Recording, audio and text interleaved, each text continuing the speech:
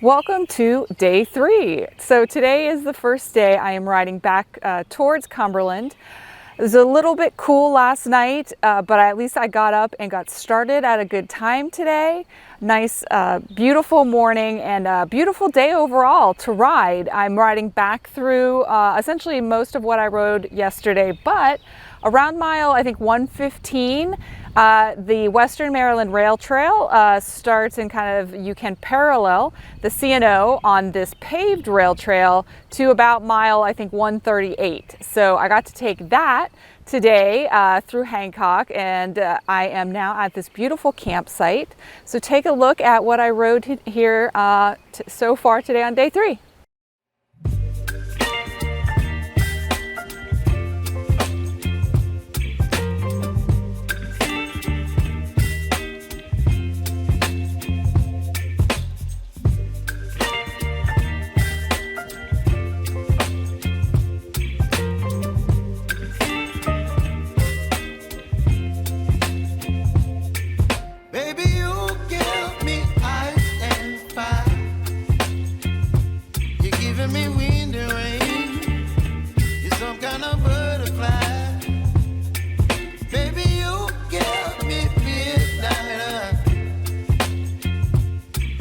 My appetite, don't leave me here high and dry.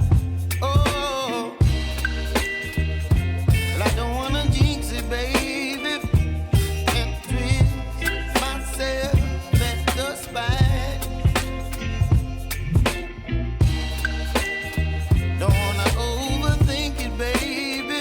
It's just twist your body and mine.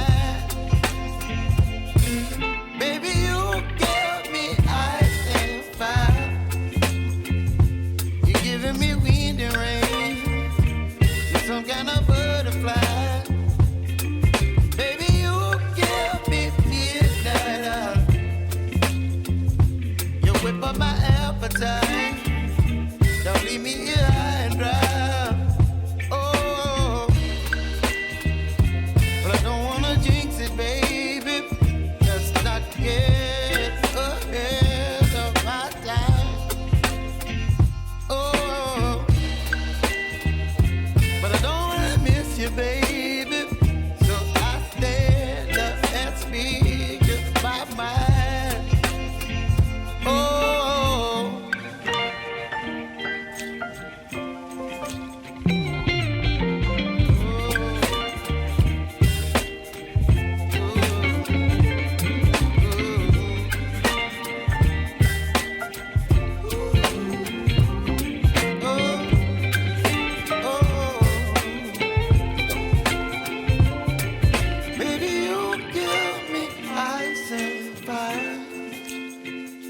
You're chilling wind and rain.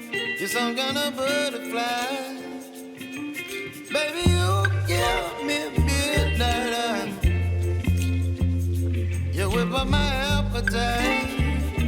Don't leave me here high and dry. Baby, you give me ice and fire. You're chilling wind and rain. You're some kind of butterfly.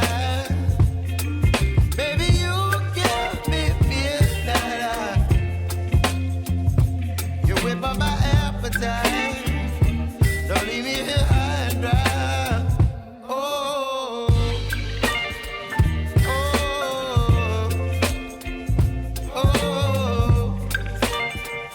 oh,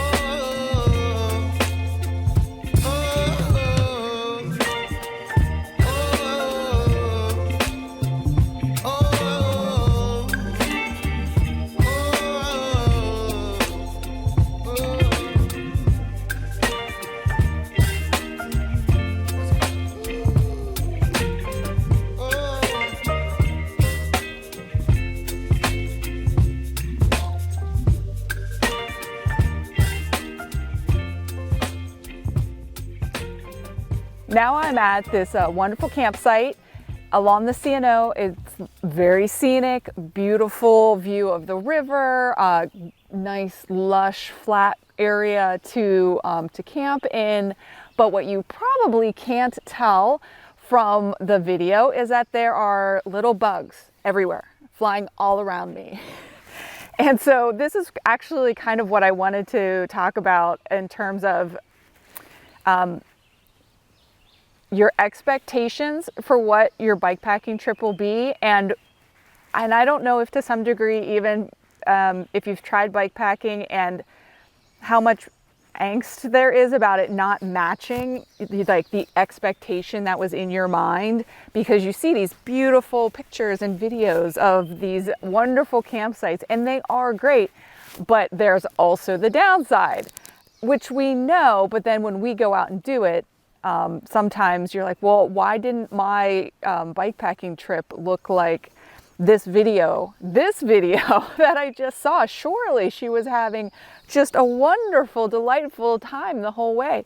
And it is an enjoyable thing to do. I wouldn't be doing this if I didn't like doing it. But I mean, I mentioned like last night was a cold night, and actually it was going to dip into the 30s. And I only have my summer camping gear, my lightweight sleeping bag on me. So I was a little bit concerned. Luckily, I don't think it actually got that cold, but it's really easy to imagine that everyone's having just a sublimely easy, smooth trip. And why isn't my trip that smooth? Well, it's because I'm not going to take pictures of or video of me saying, oh my gosh, I'm going to freeze here in the middle of the night, because I'm usually probably worried about freezing in the middle of the night. So some practical advice from my experience, my years of experience bikepacking, is probably number one, to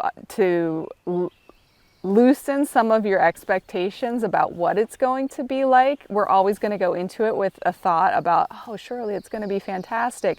But usually the things that I remember from the trip are not necessarily all the highlights that I thought it was going to be. It's a lived experience, so you just can't always anticipate it. So being flexible is important. Another practical consideration that I don't think I've heard a lot of people talk about is like anxiety about just sleeping outside or sleeping in the dark, or just all of the noises that go on in the dark. And there's no one quick answer to making someone comfortable with that. It is really about the reps and the experience of being outside. And I've been camping outside, just at summer camps, that kind of thing, since I was very little.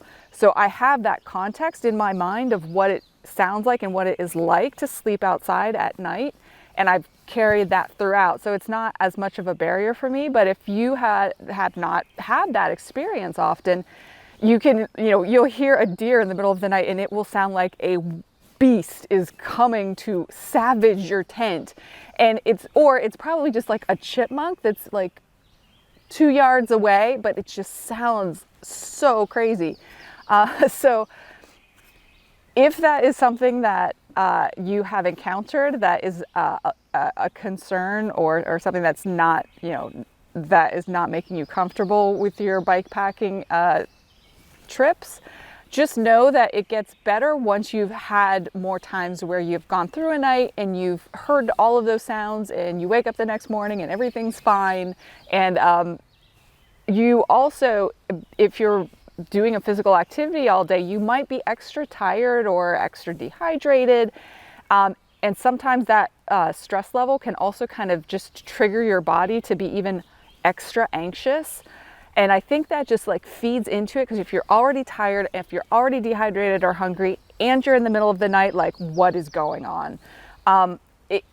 Just like keep talking to yourself and just saying, I know this is just my body's response to the accumulation of what I've gone through today and my unfamiliarity with where I am. And then eventually it's not going to be maybe such a thing.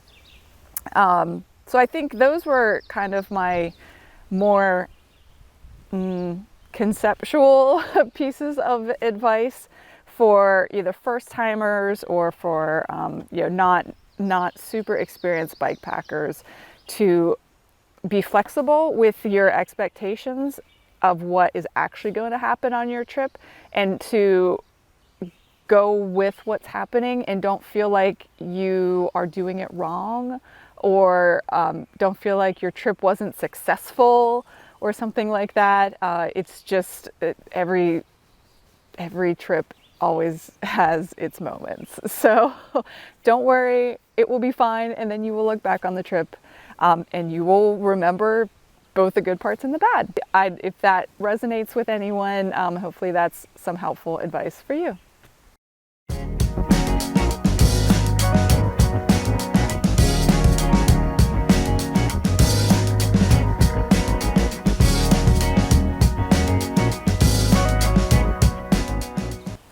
Day 4 and my last day on the C&O, another day with really great weather, and somehow I lucked out with 4 days in a row of beautiful spring weather. It doesn't always happen, but I really got lucky. Some of the puddles even dried out on this section of the trail. I still have to do the Paw Paw detour, but you'll see I have had a really beautiful ride so far this morning on day 4.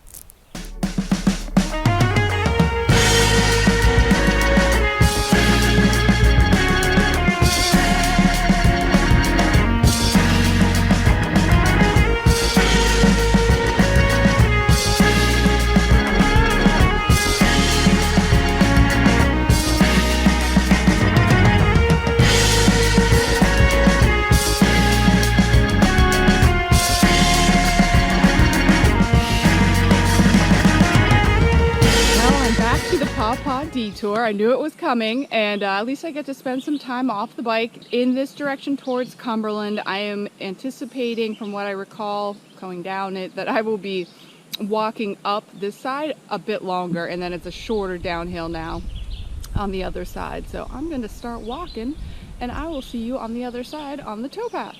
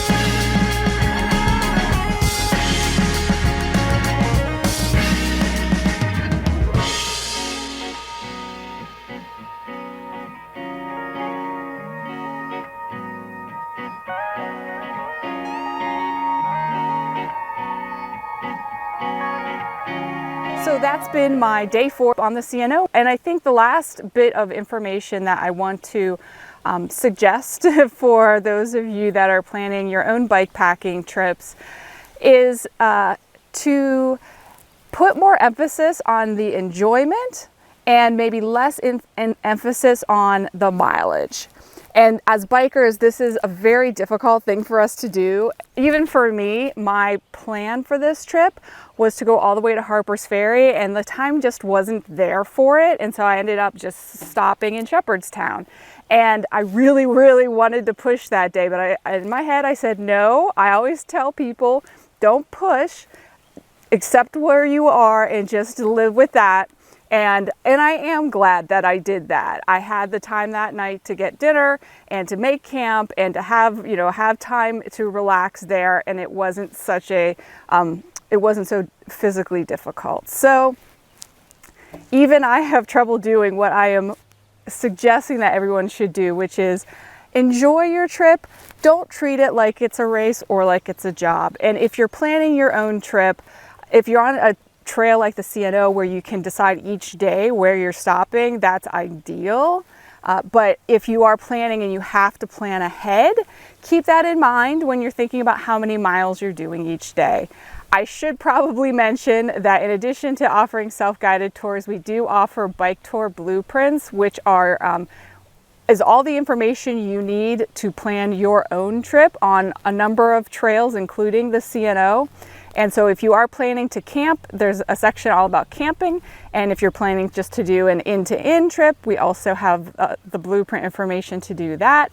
But when you are planning your trip, personally, I have found it, even when I'm really don't want to listen to myself, ultimately I find it more rewarding to emphasize being comfortable and enjoying the trip versus checking off a box and saying I did X number of miles, because I know I can do miles. I'm here to enjoy my trip.